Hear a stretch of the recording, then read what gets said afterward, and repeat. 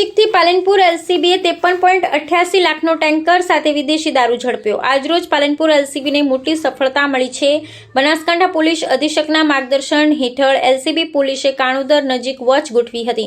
ત્યારે બનાસ ડેરીનું દૂધનું tanker number GJ06 AV 6972 આવતું હતું। ત્યારે તે ટેન્કરને એલસીબી પોલીસના સ્ટાફે થોભવી તપાસ કરતા દૂધના ટેન્કરમાંથી વિદેશી દારૂનો મોટો જથ્થો હાથ લાગ્યો હતો।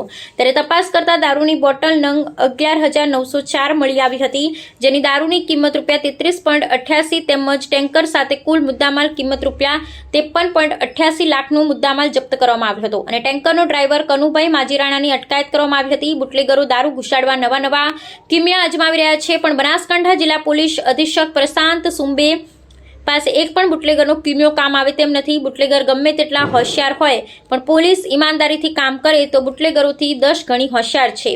પોલીસના રૂપમાં આવે તો કોઈની તાકાત નથી કે ગુજરાતમાં દારૂ ઘુસાડી શકે। અહેવાલ જયદેવભાઈ ઠક્કર, ન્યૂઝ 16 ગુજરાતી।